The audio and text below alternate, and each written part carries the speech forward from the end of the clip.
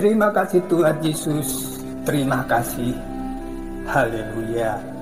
Amin. Amin, saudaraku. Ada sukacita untuk hari ini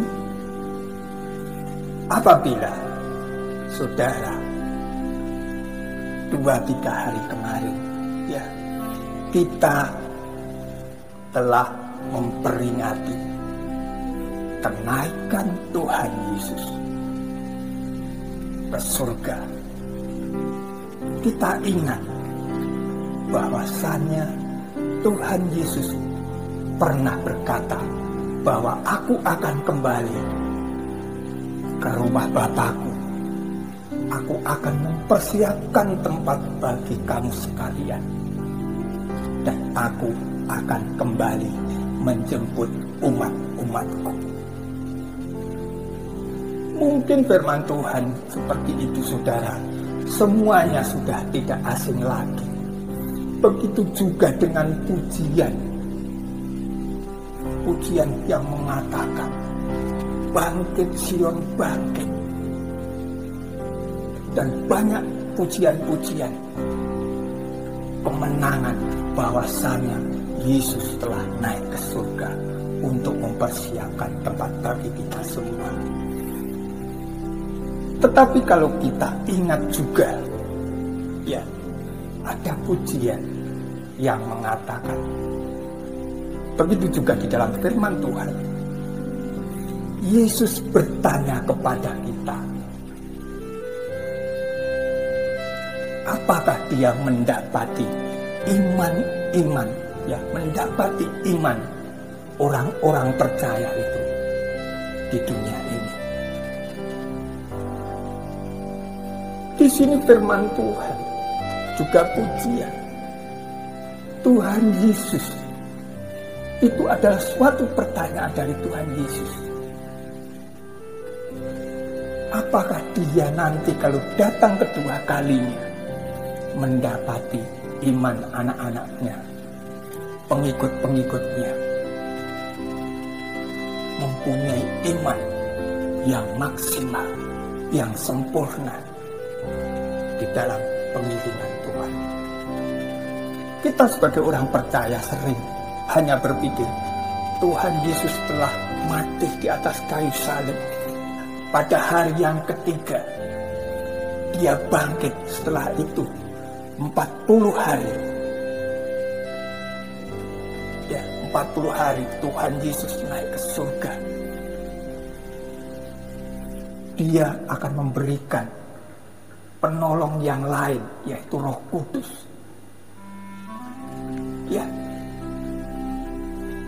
Kita sering terjebak seolah-olah kita itu sudah dipenuhi dengan kuasa Roh Kudus. Kita sudah mempunyai, kalau sudah dikuasai Roh Kudus, iman kita sudah sempurna. Tetapi firman Tuhan seperti tadi dikatakan, Yesus bertanya kepada kita, apakah ada iman di bumi ini kalau Tuhan Yesus datang yang kedua kalinya? Saudaraku, di kesempatan yang indah ini, mari kita belajar firman Tuhan, mengerti kehendak Tuhan, apa yang diinginkan Tuhan di dalam kehidupan kita. Tema kali ini yaitu hukum maksimal bagi orang Kristen. Hukum maksimal bagi orang Kristen. Saudaraku, kalau kita berbicara tentang kemaksimalan, Tuhan menginginkan di dalam kehidupan kita, di dalam pengiringan kita kepada Tuhan, kita harus benar-benar maksimal. Kalau menurut hukum manusia, maksimal itu berapa? Kemaksimalan itu, kalau menurut anak-anak sekolah, nilai yang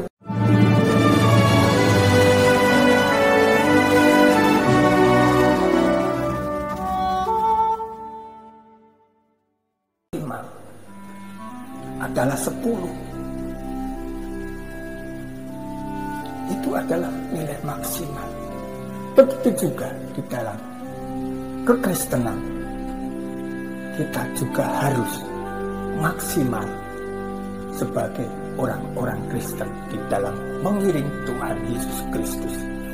Saudaraku, mari kita baca di dalam 1 Korintus 10 ya. 1 Korintus 10 1 Korintus pasal 10 ayat yang ke-6 sampai ke-10 ya. Mari kita baca bersama-sama. Kita belajar akan kebenaran firman Tuhan ini. Saya ulangi lagi, 1 Korintus pasal 10 ayat yang ke-6 sampai yang ke-10. Beginilah firman Tuhan. Semuanya ini telah terjadi sebagai contoh bagi kita untuk memperingatkan kita supaya jangan kita menginginkan hal-hal yang jahat seperti yang telah mereka perbuat, dan supaya jangan kita menjadi penyembah-penyembah berhala sama seperti beberapa orang dari mereka. Seperti ada tertulis, maka duduklah bangsa itu untuk makan dan minum, kemudian bangunlah mereka dan bersukaria. Janganlah kita melakukan percabulan seperti yang dilakukan oleh beberapa orang dari mereka, sehingga pada suatu hari telah tewas 23.000 orang. Dan janganlah kita mencobai Tuhan seperti yang dilakukan oleh beberapa orang dari mereka, sehingga mereka mati dipagut ular. Ke-10, dan janganlah bersungut-sungut seperti yang dilakukan oleh beberapa orang dari mereka, sehingga mereka dibinasakan oleh malaikat maut. Puji Tuhan. Saudaraku, firman Tuhan di dalam 1 Korintus 10 ayat yang ke-6 sampai ke-10. Kalau saudara membaca semuanya perikop ini, yaitu Israel sebagai suatu peringatan. Di sini Tuhan berbicara kepada kita dengan suatu perumpamaan bangsa Israel. Kita ingat bangsa Israel waktu keluar dari tanah Mesir. Ya, bangsa Israel keluar dari tanah Mesir. Saat di tanah Mesir, mereka meraung-raung, mereka menangis, mereka bersujud minta Tuhan untuk melepaskan segala penderitaan yang terjadi kepada mereka semuanya, bangsa Israel. Tuhan mendengarkan, Tuhan menjawab jeritan tangisan orang-orang Israel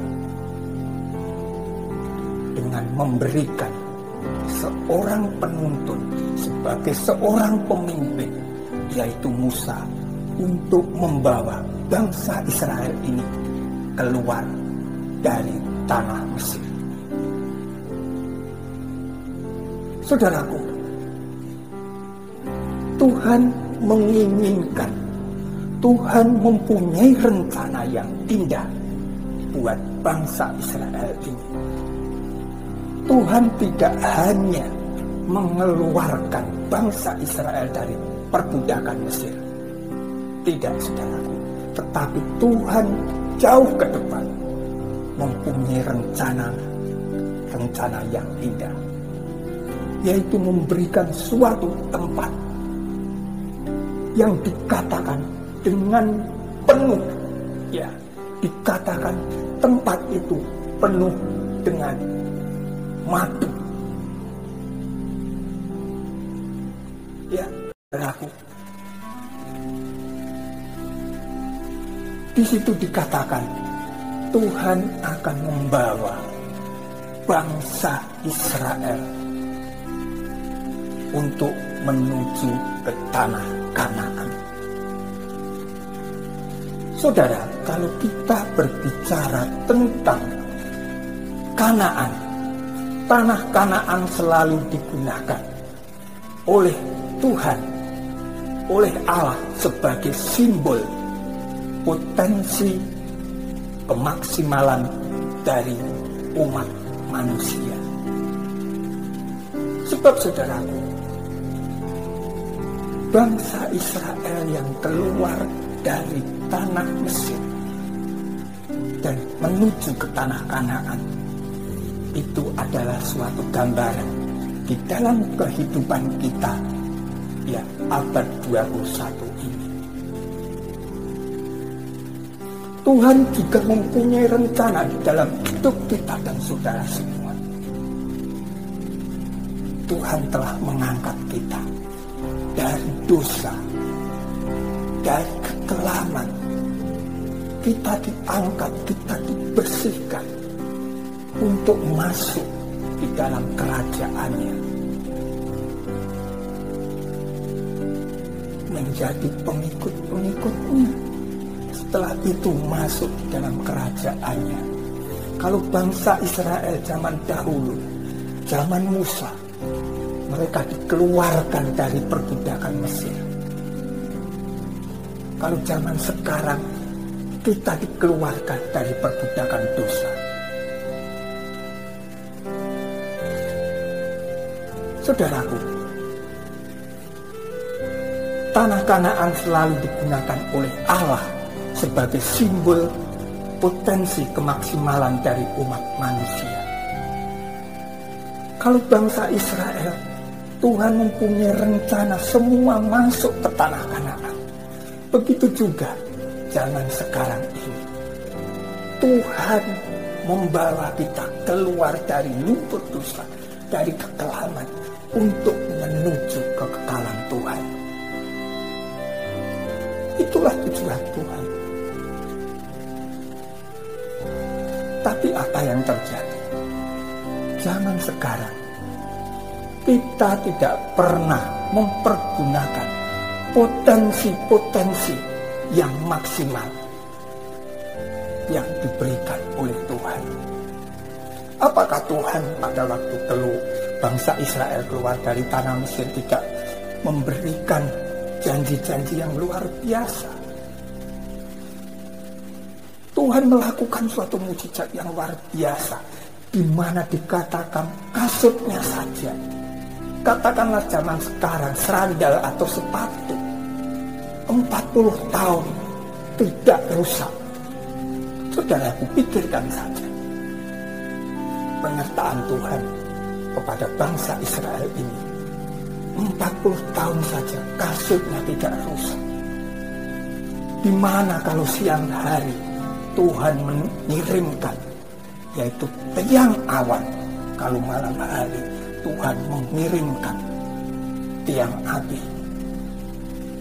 Kalau siang hari tidak mengalami kepanasan, malam hari tidak mengalami kegelapan.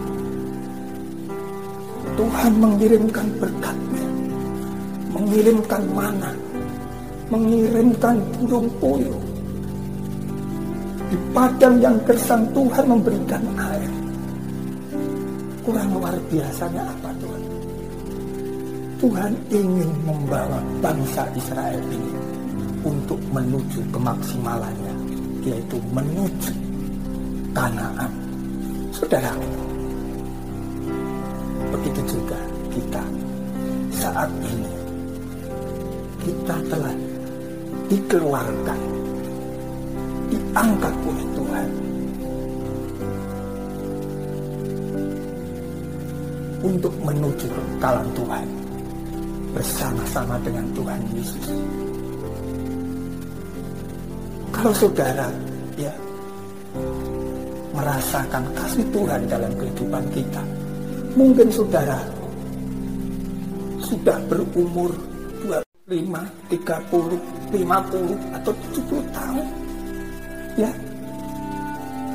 kita merasakan kasih Tuhan, penyertaan Tuhan di saat aku kekeringan, di saat aku di dalam lembah kekelaman. Tuhan selalu menopangku, Tuhan selalu mengangkatku, Tuhan selalu memberkatiku. Tetapi saudaraku, saat ini Tuhan telah mengangkat kita.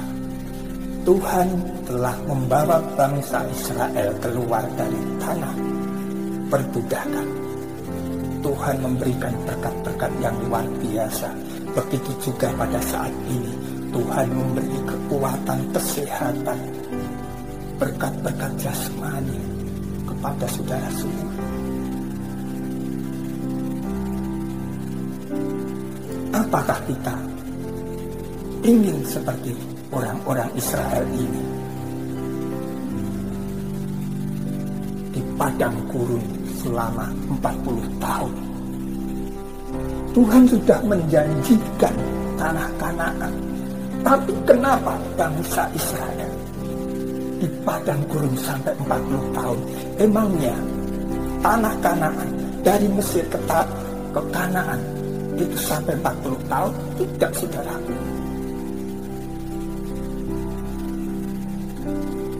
Mungkin bisa dikatakan karena banyaknya orang-orang Israel, mungkin dikatakan jutaan waktu itu. Mungkin dikatakan bisa saja ya 1 tahun, mungkin tidak sampai, saudaraku.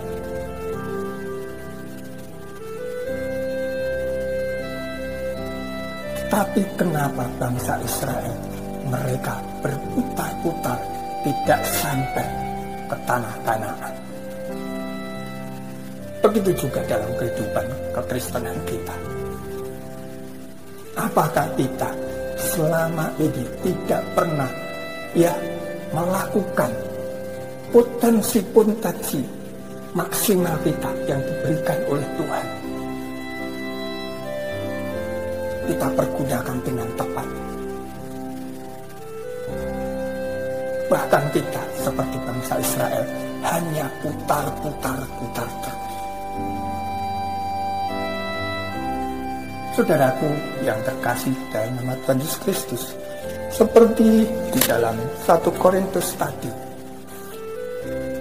di mana dikatakan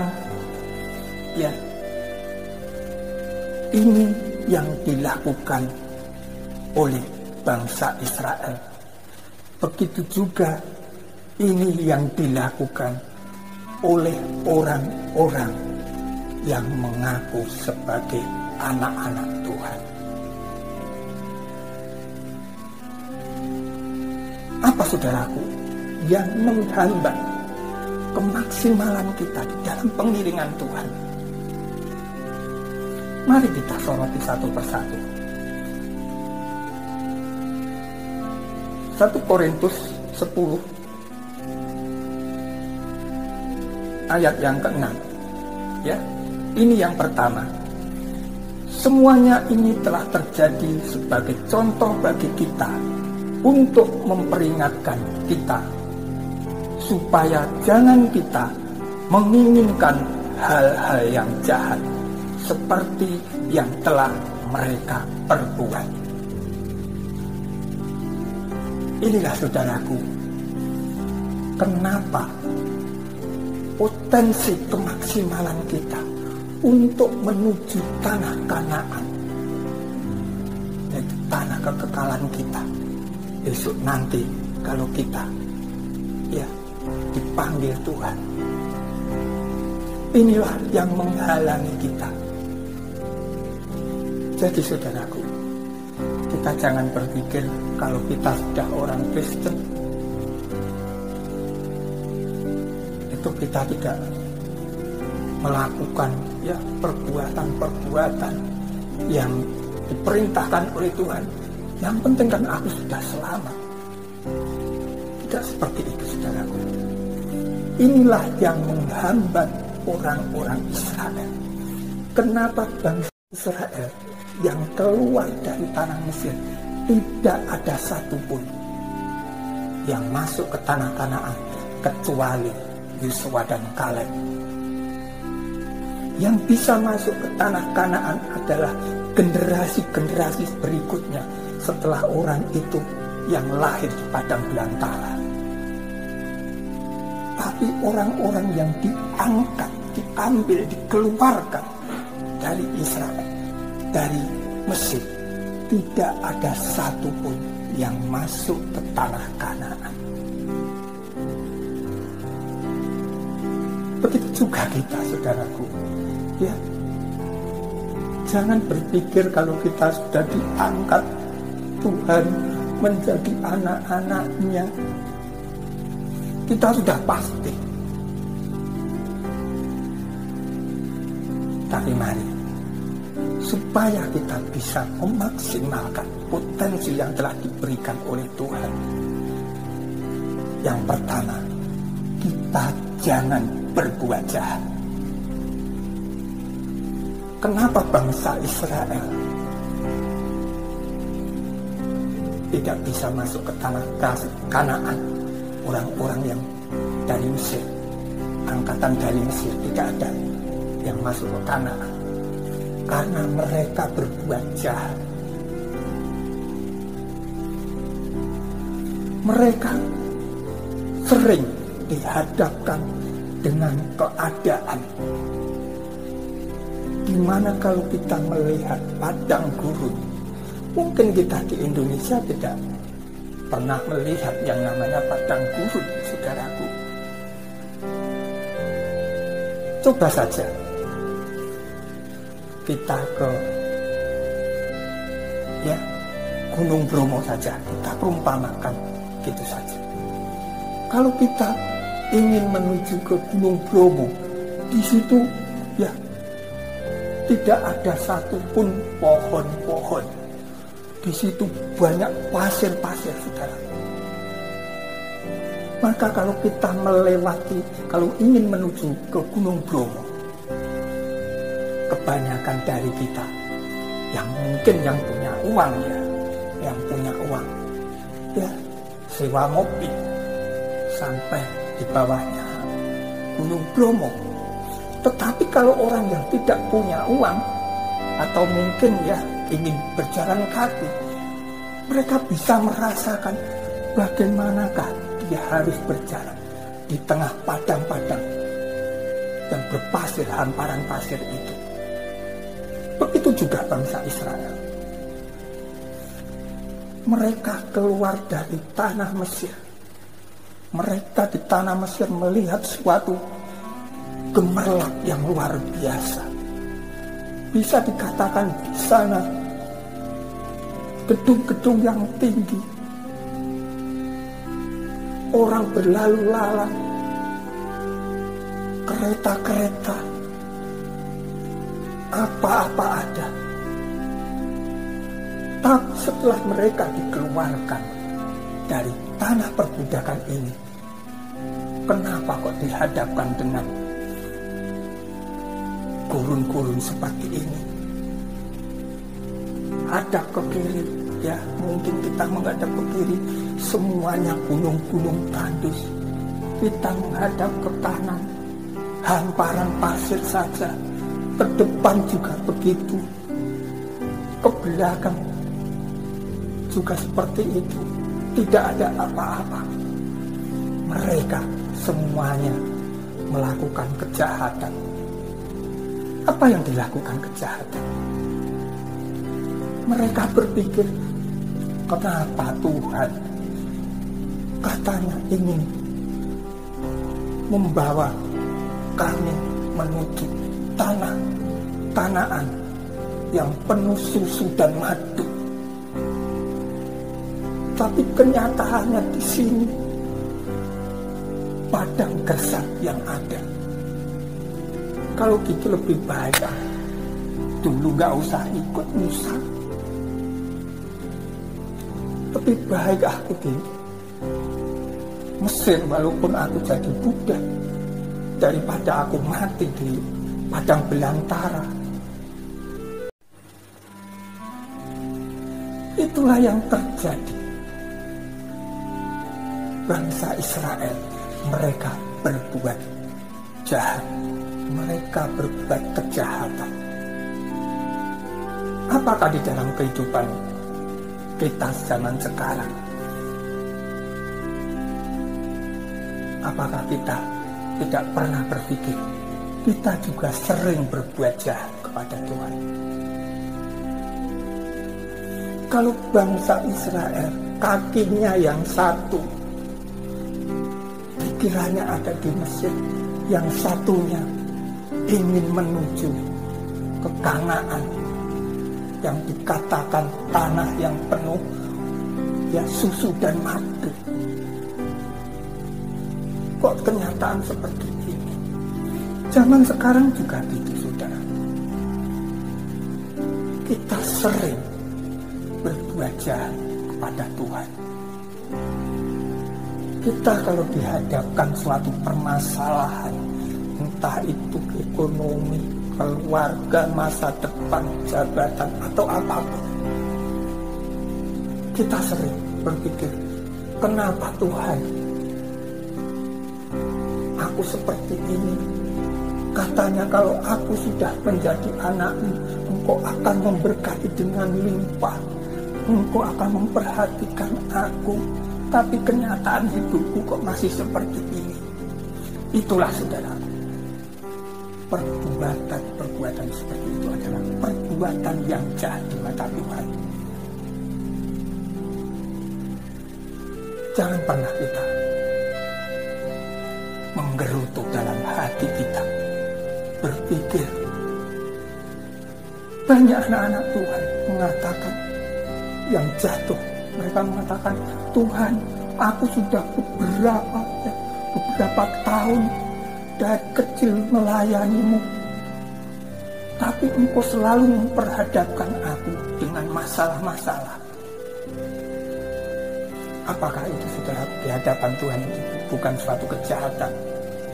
Itulah kejahatan yang pernah dilakukan salah satunya oleh bangsa Israel. Begitu juga di dalam kehidupan kita saat ini. Itulah yang menghambat kita untuk menuju ke Kanaan, yaitu kekekalan bersama Tuhan Yesus Kristus. Saudaraku, kejahatan zaman sekarang sudah menjauhkan orang Kristen dari pemaksimalan potensi kita semuanya. Sebenarnya, saudaraku, seperti saya katakan tadi, kalau Tuhan mempunyai suatu rencana, itu pasti dikatakan iya dan amin. Pasti Tuhan memberikan suatu hal yang sempurna, hal yang maksimal. Tinggal kita memaksimalkan potensi-potensi yang ada di dalam diri kita. Makanya, saudaraku, yang menghambat kita menuju kekekalan bangsa Israel, menuju ke tanah Kanaan, itulah yang pertama, berbuat kejahatan. Dan yang kedua, menyembah berhala. Mari kita baca ayat yang ke-7 dari 1 Korintus 10 tadi. Dikatakan, dan supaya jangan kita menjadi penyembah berhala, sama seperti beberapa orang dari mereka, seperti ada tertulis, maka duduklah bangsa itu untuk makan dan minum, kemudian bangunlah mereka dan bersukaria. Saudaraku, di sini dikatakan bahwasannya bangsa Israel tidak bisa memaksimalkan potensi yang telah diberikan oleh Tuhan. Israel yang keluar dari tanah Mesir, tidak ada satupun yang masuk ke tanah Kanaan kecuali Yosua dan Kaleb. Yang bisa masuk ke tanah Kanaan adalah generasi-generasi berikutnya setelah orang itu yang lahir di padang belantara. Tapi orang-orang yang diangkat, diambil, dikeluarkan dari Israel, dari Mesir, tidak ada satupun yang masuk ke tanah Kanaan. Begitu juga kita, saudaraku. Ya, jangan berpikir kalau kita sudah diangkat Tuhan menjadi anak-anaknya, kita sudah pasti. Tapi mari, supaya kita bisa memaksimalkan potensi yang telah diberikan oleh Tuhan. Yang pertama, kita jangan berbuat jahat. Kenapa bangsa Israel tidak bisa masuk ke tanah Kanaan? Orang-orang yang dari Mesir, angkatan dari Mesir, tidak ada yang masuk ke Kanaan karena mereka berbuat jahat. Mereka sering dihadapkan dengan keadaan di mana kalau kita melihat padang gurun, mungkin kita di Indonesia tidak pernah melihat yang namanya padang gurun, saudaraku. Coba saja kita ke Gunung Bromo saja, kita perumpamakan gitu saja. Kalau kita ingin menuju ke Gunung Bromo, di situ tidak ada satupun pohon-pohon. Di situ banyak pasir-pasir, saudara.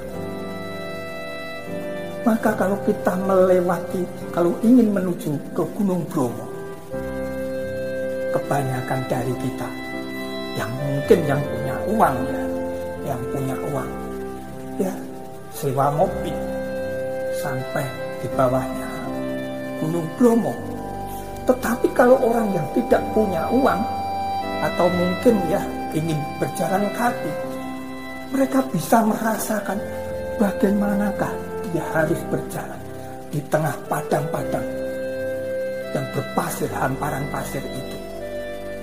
Begitu juga bangsa Israel. Mereka keluar dari tanah Mesir. Mereka di tanah Mesir melihat suatu gemerlap yang luar biasa. Bisa dikatakan di sana gedung-gedung yang tinggi, orang berlalu lalang, kereta-kereta, apa-apa ada. Tapi setelah mereka dikeluarkan dari tanah perbudakan ini, kenapa kok dihadapkan dengan gurun-gurun seperti ini?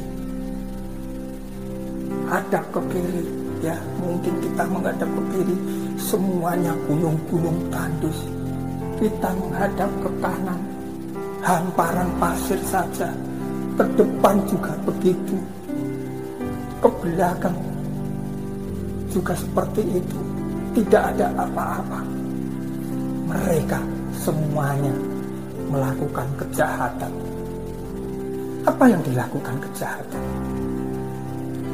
Mereka berpikir, kenapa Tuhan katanya ingin membawa kami menuju tanah Kanaan yang penuh susu dan madu,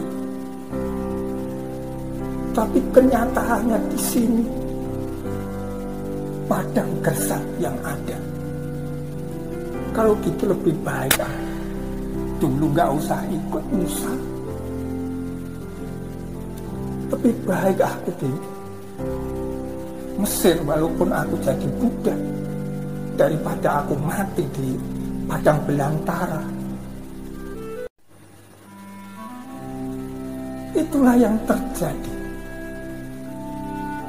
Bangsa Israel, mereka berbuat jahat, mereka berbuat kejahatan. Apakah di dalam kehidupan kita zaman sekarang? Apakah kita tidak pernah berpikir kita juga sering berbuat jahat kepada Tuhan? Kalau bangsa Israel kakinya yang satu, pikirannya ada di Mesir, yang satunya ingin menuju ke Kanaan, yang dikatakan tanah yang penuh ya susu dan madu. Kok kenyataan seperti ini? Zaman sekarang juga gitu, saudara. Kita sering berbuat jahat kepada Tuhan. Kita kalau dihadapkan suatu permasalahan, entah itu ekonomi, keluarga, masa depan, jabatan, atau apapun, kita sering berpikir, kenapa Tuhan aku seperti ini? Katanya kalau aku sudah menjadi anak-Mu, Engkau akan memberkati dengan limpah, Engkau akan memperhatikan aku. Tapi kenyataan hidupku kok masih seperti ini. Itulah, saudara, perbuatan seperti itu adalah perbuatan yang jahat di mata Tuhan. Jangan pernah kita menggerutu dalam hati kita, berpikir. Banyak anak-anak Tuhan mengatakan yang jatuh, mereka mengatakan, Tuhan, aku sudah beberapa tahun dari kecil melayani-Mu, tapi Engkau selalu memperhadapkan aku dengan masalah-masalah. Apakah itu, saudara, di hadapan Tuhan itu bukan suatu kejahatan? Itulah kejahatan yang pernah dilakukan salah satunya oleh bangsa Israel. Begitu juga di dalam kehidupan kita saat ini. Itulah yang menghambat kita untuk menuju ke Kanaan, yaitu kekalan bersama Tuhan Yesus Kristus.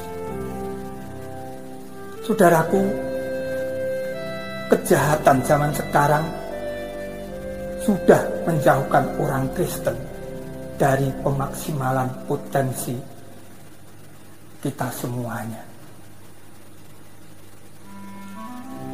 Sebenarnya, saudaraku, seperti saya katakan tadi, kalau Tuhan mempunyai suatu rencana, itu pasti dikatakan iya dan amin.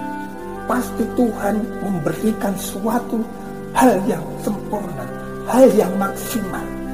Tinggal kita memaksimalkan potensi-potensi yang ada di dalam diri kita. Makanya, saudaraku, yang menghambat kita menuju kekekalan bangsa Israel, menuju ke tanah Kanaan, itulah yang pertama, berbuat kejahatan. Dan yang kedua, menyembah berhala. Mari kita baca ayat yang ke-7 dari 1 Korintus 10 tadi. Dikatakan, dan supaya jangan kita menjadi penyembah berhala, sama seperti beberapa orang dari mereka, seperti ada tertulis, maka duduklah bangsa itu untuk makan dan minum, kemudian bangunlah mereka dan bersukaria. Saudaraku, di sini dikatakan bahwasannya bangsa Israel tidak bisa memaksimalkan potensi yang telah diberikan oleh Tuhan. ada yang di sawah ya, pegang HP terus gini. Mungkin dari rumah mereka sudah mengatakan kepada istrinya, aku mau ke sawah ya, untuk menghalau burung-burung. Tapi kenyataan dia tidak menghalau burung. Ya, mungkin tanam padinya dibiarkan, biarlah, yang penting aku asik dengan HP. Kita juga lihat ibu-ibu. Kalau ibu-ibu sering ya nongkrong bersama-sama, entah itu di arisan atau hanya kumpul dengan tetangga, apa yang sering mereka bicarakan? Oh, iya ya, ikatan cinta. Oh, ini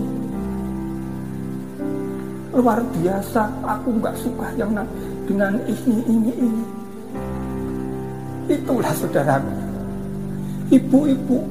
Wah, kalau sudah sinetron ini mulai ya dikatakan TV ya, walaupun entah itu suami, anak, atau mungkin ada tamu, nggak urusan, yang penting aku nonton sinetron ini dulu. Apakah itu bukan suatu berhala, saudaraku? Itu adalah suatu berhala, sebab mereka pikiran jiwanya difokuskan dengan hal-hal seperti itu. Begitu juga di kota-kota besar, para bisnismen ini, saudaraku, mereka dari pagi sampai larut malam, mereka pikirannya kerja. Ya, saudaraku, saya bukan ingin ya menyindir seperti semboyan Bapak Jokowi ya, kerja.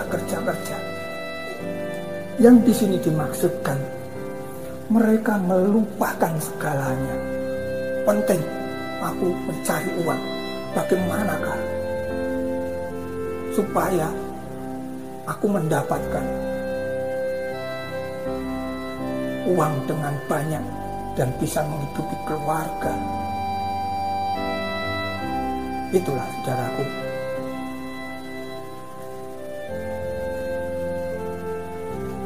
yang dimaksud dengan menyembah berhala. Maka saudara, inilah kenapa kita tidak bisa masuk ke Kanaan. Kenapa bangsa Israel tidak bisa masuk ke Kanaan? Karena yang pertama tadi dikatakan berbuat kejahatan, dan yang kedua menyembah berhala. Dan yang ketiga, mari kita baca di dalam ayat yang ke-8. Janganlah kita melakukan percabulan seperti yang dilakukan oleh beberapa orang dari mereka, sehingga pada satu hari telah tewas 23.000 orang. Itulah yang ketiga. Saudaraku, ketiga yaitu berbuat cabul. Kalau kita melihat saat ini, ya, di mana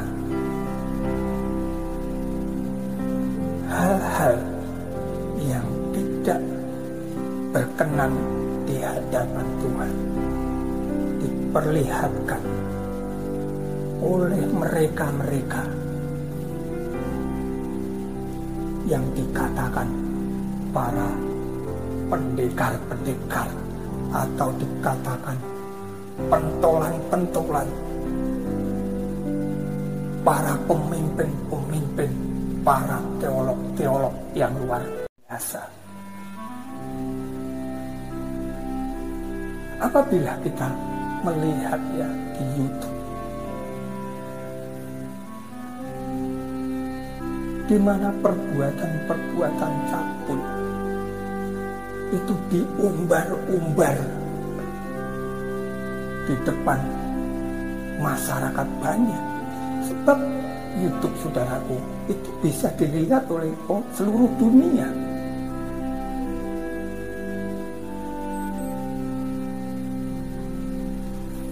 Kenapa? Hamba-hamba Tuhan, kalau bisa saya katakan, mereka mempunyai para pengikut, jemaatnya yang banyak. Begitu juga di dalam YouTube-nya mereka, ya, pengikutnya beribu-ribu, yang mengikuti terus banyak, saudara. Mereka sering mengatakan tentang kasih Tuhan. Mereka sering mengatakan tentang kekudusan. Mereka mengatakan, ya, kita harus hidup yang lurus. Tetapi apa yang terjadi? Ya, mereka melakukan perbuatan-perbuatan dosa, perbuatan-perbuatan yang tidak berkenan di hadapan Tuhan. Saudaraku, kalau kita melihat, ya, hamba-hamba Tuhan seperti ini, kita jangan pernah terpengaruh. Kita masuk, kita mungkin komentar-komentar, oh ini begini, gak usah, saudaraku. Mari kita sebagai anak-anak Tuhan, kalau ada saudara kita yang seperti itu, kita doakan. Biarlah Tuhan mengampuni, biarlah Tuhan membentuk dirinya. Jadi kita, saudara, tidak boleh sebagai anak-anak Tuhan kita ikut-ikutan menghakimi. Ada yang Tuhan yang mengatakan seperti itu memang harus dibuka, disebarkan, biar tahu kelakuannya. Saudaraku, apabila saudara mengikuti di dalam YouTube saya, di situ dikatakan apa? Ya, di YouTube saya 4 mata. Ya. Disitulah apabila anak Tuhan melakukan atau jatuh di dalam dosa, harusnya kita memberikan pengertian bahwasanya kamu telah melakukan dosa dengan 4 mata. Tapi itu tidak cukup. Kita harus memberikan teguran dengan kasih, dengan penuh kelemah lembutan. Bukan kamu sesat, kamu masuk neraka. Tidak bisa seperti itu, saudaraku. Kalau kita merasa ya kita ini sebagai satu tubuh dalam Kristus, mari apabila saudaramu dia jatuh di dalam dosa, mari kita ingatkan dengan 4 mata. Kalau 4 mata tidak bisa, kita tambah orang, ada saksinya yang ikut. Itulah yang diajarkan oleh Tuhan Yesus. Makanya saudaraku, kita harus hati-hati apabila kita jatuh di dalam dosa ini. Cepat, mari kita cepat-cepat minta pengampunan Tuhan, biar Tuhan memulihkan hidup kita. Biarlah Tuhan yang berkarya dalam kehidupan kita semuanya. maka Tuhan akan melayakkan. Itulah, saudaraku, yang ketiga.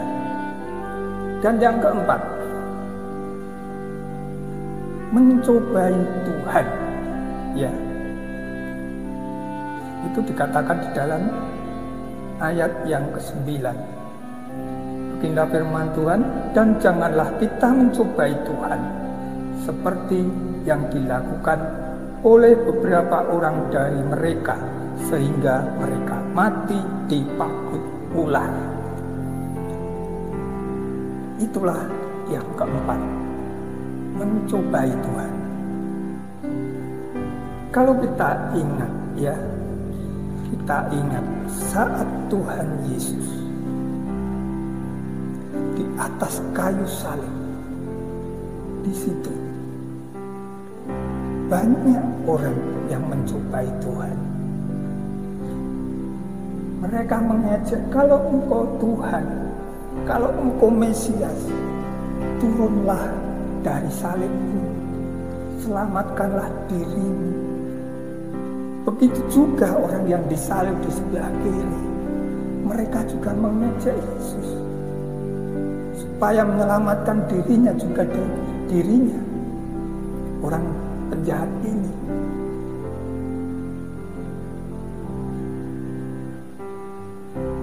Saudaraku,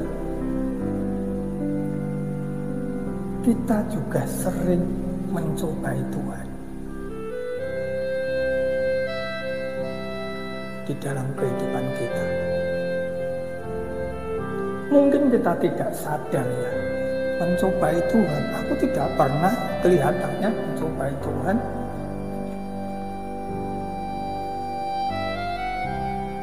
Saudaraku, di sini saya akan memberikan suatu contoh satu saja, ya. Mencobai Tuhan. Kita sebagai orang Kristen sering, apabila kita menghadapi suatu permasalahan di dalam kehidupan kita, mungkin saudara mengatakan, aku akan memberikan persembahan ini untuk Tuhan, dimana kalau aku memberikan persembahan, Tuhan akan memberikan dengan lipat kali ganda. Ada orang yang mengatakan, kalau kamu memberi sesendok, kamu akan diberikan 1 centong. Kalau kamu memberikan 1 centong, kamu akan diberikan 1 sekop. Kalau kamu memberikan 1 sekop, mungkin kamu diberikan 1 keranjang. Begitu juga kalau kamu memberikan 1 keranjang, kamu mungkin mendapatkan 1 truk. Banyak anak-anak Tuhan seperti itu. Mereka mencobai Tuhan dengan seolah-olah memberikan persembahan-persembahan. Kita tidak usah munafik. Orang Kristen juga seperti itu. Sering kita memberikan suatu perpuluhan. Nanti Tuhan, seperti di dalam Maleakhi, Tuhan akan membukakan tingkap-tingkap langit bagi kita. Saudaraku, apabila saudara memberikan suatu persembahan, itu harus dengan sukarela, dengan sukacita, dengan kerelaan hati kita.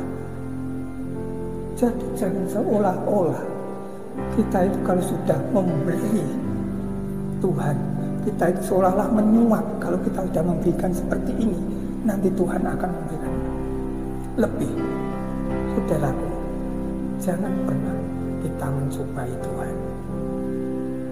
Itulah yang akan terjadi di dalam kehidupan kekristenan kita.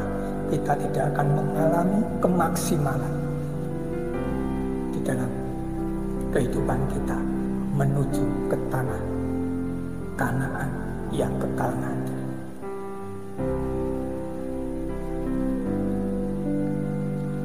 Dan yang terakhir, saudaraku, yang terakhir, bersungut-sungut. Ayat yang ke-10. Dan janganlah bersungut-sungut seperti yang dilakukan oleh beberapa orang dari mereka, sehingga mereka dibinasakan oleh malaikat maut. Saudaraku, bersungut-sungut. Bersungut-sungut adalah suatu dosa yang tidak bisa membawa kita ke dalam kemaksimalan Tuhan. Saudaraku, bersungut-sungut adalah salah satu bentuk sederhana dari sesuatu yang artinya tidak jauh berbeda daripada pengakuan negatif. Jadi pengertian bersungut-sungut itu bukan hanya kita mungkin ya yang lain dapat berkat, aku kok tidak diberkat, dikasih berkat juga mungkin ya dari orang lain, sama-sama orang Kristen, orang 10 dikasih kok aku yang nggak dikasih sendiri, kita bersungut-sungut, wah gini. Tidak hanya seperti itu, saudaraku, yang artinya bersungut-sungut. Bersungut-sungut itu salah satunya menggerutu, itu juga bersungut-sungut. Yang kedua, mengkritik, juga bersungut-sungut. Cerewet, itu juga artinya bersungut-sungut. Membuat gosip-gosip, itu juga artinya bersungut-sungut. Saudaraku, begitu juga dengan mengeluh, itu juga bersungut-sungut, saudaraku. Maka arti bersungut-sungut di sini artinya banyak. Kenapa bangsa Israel? Karena bersungut-sungut. Mereka tidak pernah masuk atau melihat tanah yang dijanjikan oleh Tuhan, yang penuh ya susu dan madu. Karena bersungut-sungut di dalam kekristenan kita, saudaraku, kita harus hati-hati dengan dosa sungut-sungut ini. Apabila saudara membaca di dalam kitab Yakobus 3 ayat yang kelima bagian B, di situ dikatakan, lihatlah betapa kecilnya api, ia dapat membakar hutan yang besar. Saudaraku yang terkasih, kita orang-orang percaya, orang-orang yang dipanggil keluar dari lembah dosa, hati-hati dengan dosa lidah ini. Kalau di dalam Yakobus dikatakan api yang kecil itu bisa membakar hutan yang besar. Mungkin saudara membuat suatu gosip yang kecil, saudara ya beritahukan atau omongkan sama orang satu, temannya langsung mungkin memberitahukan, oh ini dia gini. Nah satunya lagi tambah terus. Apa yang terjadi? Suatu perselisihan, suatu pertengkaran. Apakah itu tidak terjadi pada anak-anak Tuhan? Setiap hari, saudaraku, saya katakan, hamba Tuhan satu dengan hamba yang Tuhan yang lain, mereka dogmanya mereka salah, sesat, tidak sesuai dengan firman Tuhan, dia masuk neraka. Dia merembet dengan permasalahan-permasalahan yang lain, mungkin keluar dari apa yang dibicarakan, topiknya mungkin dari dogmanya, setelah itu merembet tentang pribadi-pribadi. Inilah yang menghambat orang-orang Kristen bisa masuk ke tanah Kanaan. Contoh orang-orang Israel tidak bisa masuk ke tanah Kanaan, tanah yang dijanjikan itu. Apakah kita hanya menerima saja, ya janji-janji Tuhan kalau kamu gini-gini akan masuk surga, tapi kenyataan di dalam kehidupan kita setiap hari, kita masih melakukan dosa-dosa seperti ini. Salah satunya yang kelima, bersungut-sungut. Bersungut-sungut itu bergosip. Ya, saudaraku, mengkritik, cerewet, mengeluh, itu sungut-sungut, saudara. Maka dari itu, firman Tuhan saat ini memberitahu saudara semua. Mungkin selama ini kita tidak tahu. Aku tidak pernah bersungut-sungut Tuhan, aku selalu bersyukur. Tetapi mereka tidak tahu arti bersungut-sungut. Bahwasanya bersungut-sungut kamu cerewet. Mungkin sama lakimu, suamimu cerewet. Setelah itu keluar, entah orang laki-laki atau perempuan, mereka ngobrol, bergosip. Setelah itu mengkritik, oh ini gak bagus lah, ini. Saudaraku, kita harus hati-hati dengan mulut kita, dengan lidah kita. Mari kita kekang mulut kita dari dosa bersungut-sungut ini. Saudaraku, hukum maksimal bagi orang Kristen yang ingin menuju ke tanah Kanaan, yaitu kekekalan nanti bersama-sama dengan Tuhan Yesus, kita harus menjauhi ini. Yang pertama, berbuat jahat. Kedua, menyembah berhala. Ketiga, berbuat cabul. Yang keempat, mencobai Tuhan. Dan yang kelima, bersungut-sungut. Mari saudaraku, mulai saat ini kita introspeksi di dalam pengiringan kita kepada Tuhan. Apabila saudara bisa memuji Tuhan, selidiki aku, lihat hatiku, apakah ku sungguh mengasihimu Yesus. Saudaraku, apabila saudara bisa memujikan pujian seperti itu, mari kita benar-benar kita selidiki hati kita. Apakah kita masih ada kejahatan-kejahatan yang terselubung, yang tersembunyi dalam hati kita? Apakah kita masih menyembah berhala? Apakah masih kita berbuat cabul? Apakah kita masih mencobai Tuhan?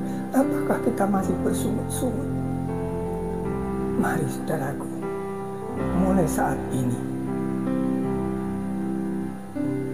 mungkin firman Tuhan saat ini tidak enak, mungkin tidak berkenan dengan hati saudara, tetapi ini firman Tuhan bagi kita semua.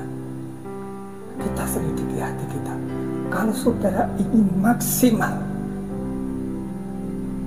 ya, Tuhan telah memberikan potensi yang maksimal bagi kita untuk menuju ke tanah Kanaan. Mari, mulai saat ini, jangan sampai kita seperti bangsa Israel yang dituntun Tuhan, dibawa Tuhan dari Mesir menuju tanah Kanaan, tetapi mereka semuanya hanya berada di luar Kanaan. Mereka hanya bisa hidup di luar Kanaan. Mereka juga merasakan berkat-berkat Tuhan. Mereka juga merasakan hadirat Tuhan, mereka juga merasakan mujizat-mujizat Tuhan. Apakah kita saat ini juga? Kita juga merasakan mujizat, kuasa Tuhan, berkat-berkat.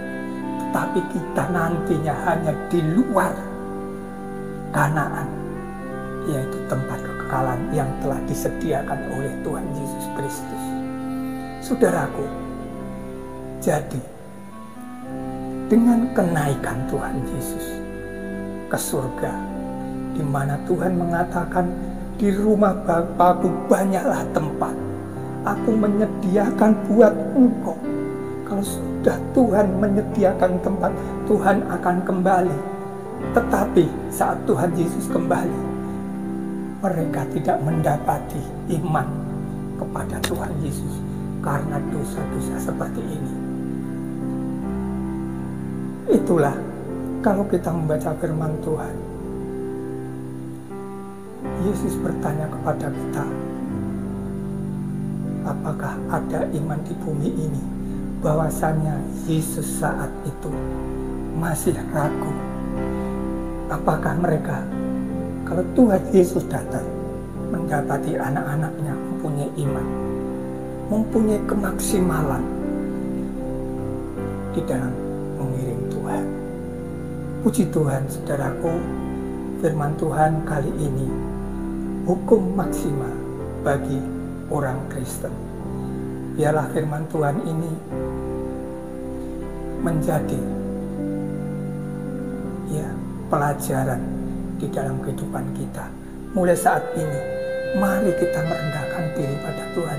Tuhan, aku masih mempunyai kesalahan-kesalahan seperti ini. Saudara, apabila saudara masih dikelilingi salah satu dari dosa 5 ini, minta ampun pada Tuhan.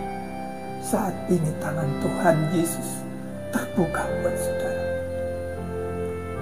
Tuhan akan mengampuni, Tuhan akan mengangkat saudara, dan Tuhan akan memulihkan saudara semuanya. Terima kasih, Tuhan Yesus memberkati.